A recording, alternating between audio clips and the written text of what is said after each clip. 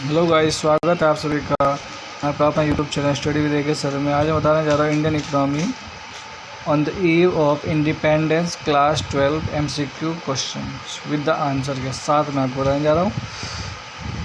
तो बच्चों, पहला क्वेश्चन है question number 1, in the how many sector in the occupational structure of India is divided.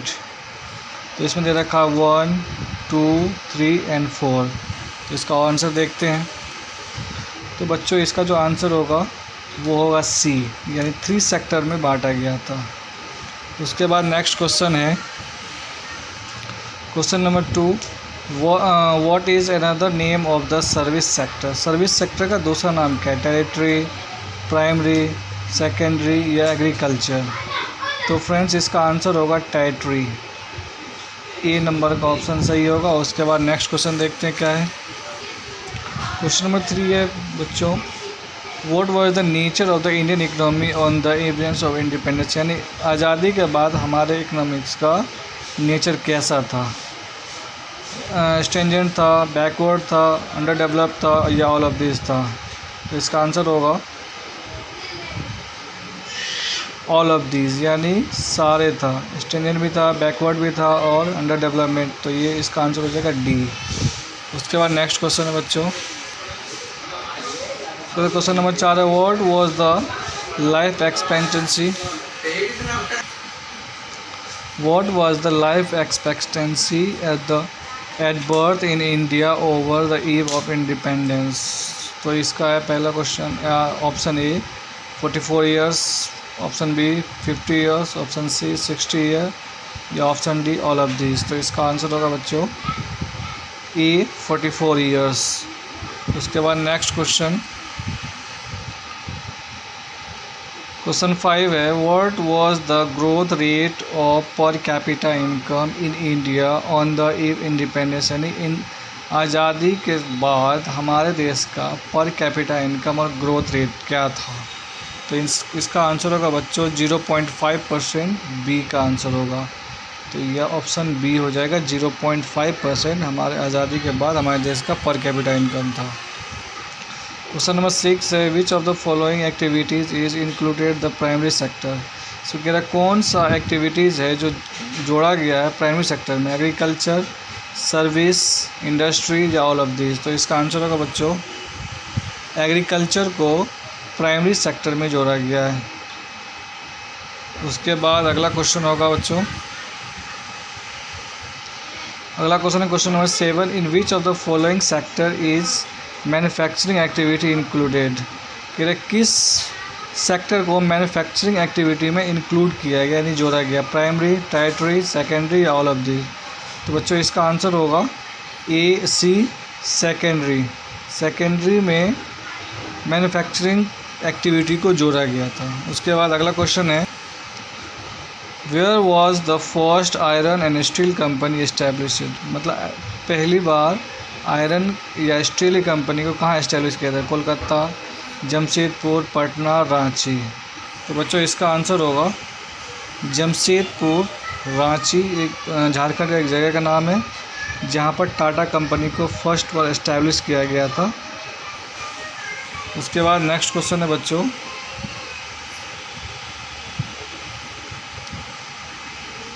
Question number 9 है, what is the tax और duty on import is called. यानी जो tax duty होता है जो एक्सपोर्ट या इंपोर्ट करते हैं उसको क्या कहा जाता है? टैरिफ, कोटा, एक्सपोर्ट या none of this.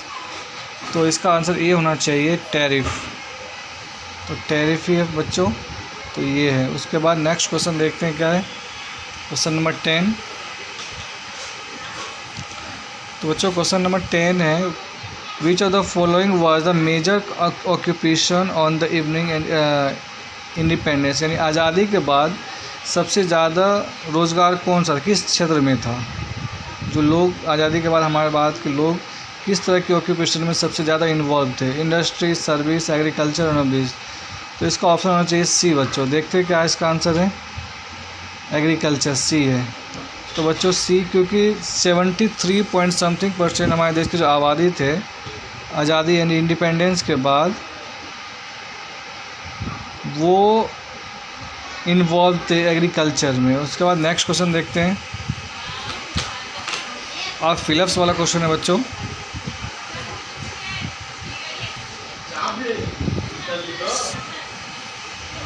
Second question है fill in the blanks with the correct answer. Question number first है the country growth aggregate real output was less than dash during the first half of the 20th century. तो बच्चों इसका answer होगा 2%। कितने था?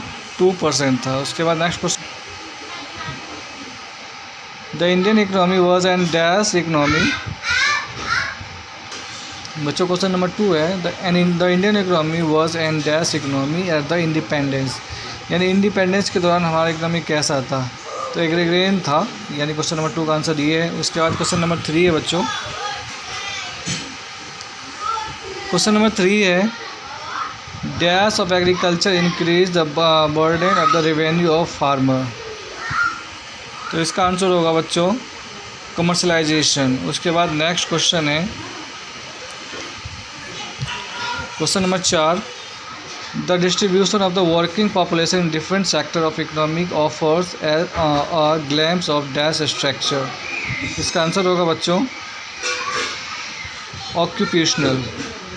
तो इसका आंसर है ऑक्यूपेशनल। उसके बाद नेक्स्ट क्वेश्चन देखता हूँ। The second stage of demographic transition began after dash in India. तो बच्चों इसका आंसर होगा 1921 में हुआ था। उसके बाद नेक्स्ट क्वेश्चन है question number 6 the Indian economy serve as a source of dash in the British industry and market for fried goods. तो इसका आंसर होगा रॉ मटेरियल्स। हमारे देश उस टाइम पे कच्चा माल का बहुत ज़्यादा बड़ा व्यापार था, उद्योग था हमारे देश में, जो विदेशों में भेजा जाता था। उसके बाद नेक्स्ट क्वेश्चन नंबर 7 है dash were developed by the British Raj as a name means of in large size of market for the British goods. तो इसका आंसर होगा रेलवेज। रेलवे बच्चों ये अपने माल जब विदेश से लाता था इंडिया, तो उसको एक जगह से दूसरी जगह एक्सपोर्ट करने के लिए, ले जाने के लिए रेलवे को उन्होंने डिस्कवर किया था। उसके बाद क्वेश्चन नंबर 8 है the British introduce the railway in India is in dash. तो जहाँ तक इसका मुझे पता है 1853 में किया था, 1850 में। सॉरी बच्चों मैं माफ़ी मांग जाऊँगा, यहाँ पर 1850 है, यानी 1850 में उन्होंने बनाया था, रेलवे चलाया था इंडिया में। उसके बाद अगला क्वेश्चन है question number 9 the dash sector accounted 7.2% of the working population of the eve independence. तो कौन सा ऐसा सेक्टर था जिसमें 17.2% लोग काम करते थे अपने देश के वर्क पॉपुलेशन का? तो वो टेरिटरी यानी सर्विस क्षेत्र में काम करते थे। उसके बाद क्वेश्चन नंबर 10 है बच्चों India's first official census as undertaken in dash. तो इसका आंसर होगा 1881, यानी 1881 में हुआ था। उसका अगला क्वेश्चन है बच्चों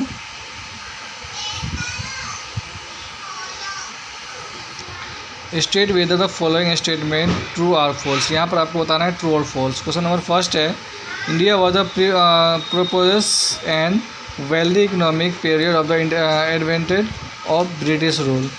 तो बच्चों इसका आंसर होगा ट्रू। उसके बाद नेक्स्ट क्वेश्चन है the colonial rule destroyed India traditional handicraft industry. तो इसका आंसर होगा ट्रू। कॉलोनियल रूल डिस्ट्रॉय मतलब जो ब्रिटिश रूल था उस टाइम पे जो हमारे देश का जो हैंडीक्राफ्ट बिजनेस था यानी इंडस्ट्री था उसको जानबूझ के बर्बाद किया गया था, ये बात सही है। उसके बाद अगला क्वेश्चन है the economic policies pursued by the colonial government in India were concerned more with the protection and promotion of the economic interest in India। तो इसका आंसर होगा बच्चों फॉल्स। उसके बाद नेक्स्ट क्वेश्चन है question number 4 India was the reduce to importer of primary produce, यानी India ने कम कर दिया था इंपोर्ट करना प्राइमरी प्रोडक्ट्स का। तो इसका आंसर होगा बच्चों फॉल्स।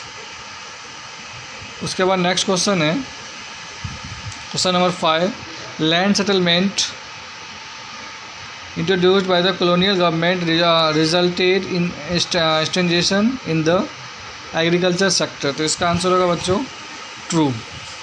लैंड सेटलमेंट बिल लाया गया था, जो ब्रिटिश रूल के गवर्नमेंट थे उन्होंने लाया था किसानों के साथ जब वो उसे कर्ज देते थे। तो उसके बाद नेक्स्ट क्वेश्चन होगा बच्चों, the contribution of the new industrial sector of the gross domestic product यानी GDP expanded significantly during the British rule. तो इसका आंसर होगा बच्चों फॉल्स। उसके बाद नेक्स्ट क्वेश्चन है क्वेश्चन नंबर 7।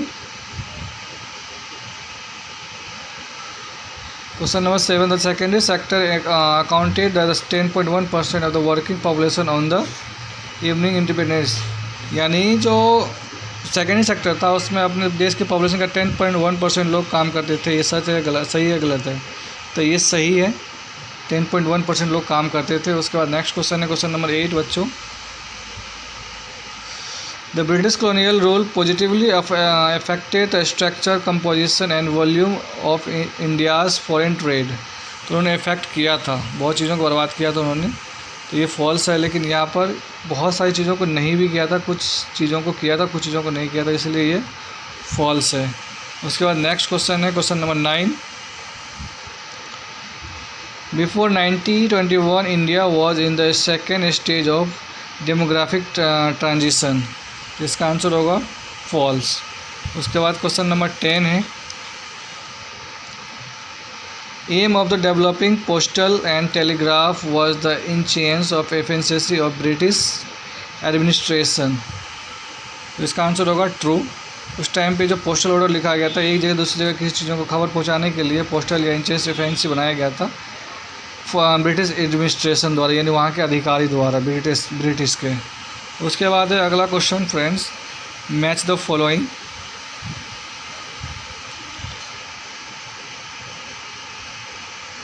तो मैच द फॉलोइंग है, कॉलम 1 कॉलम 2 है, प्राइमरी सेक्टर, सेकेंडरी सेक्टर और टर्टियरी सेक्टर है। तो कौन किस में आएगा? उसके बाद है इसमें introduction of railway, first official census in India, year of the great divide. तो ये सारी चीज़ें हैं जो आपको मैच करना है। तो बच्चों इसका आंसर होगा, इसका आंसर ये होगा, प्राइमरी सेक्टर में एग्रीकल्चर सेक्टर आ जाएगा, सेकेंडरी में मैन्युफैक्चरिंग आ जाएगा, टर्टियरी में सर्विस सेक्टर आ जाएगा। इंडिया में रेलवे पहली बार 1820 में लाया गया था, इंट्रोडक्शन किया गया था। उसके बाद first official census in India ये हुआ था 1881 में। उसके बाद year of the great divide 1921 में। बच्चों आप अगर हमारे चैनल पर नए हैं तो please like, subscribe and comment कर दीजिए और बेल आइकन को भी प्रेस कर दीजिए ताकि आपको आने वाले समय में नोटिफिकेशन मिलता रहे। धन्यवाद।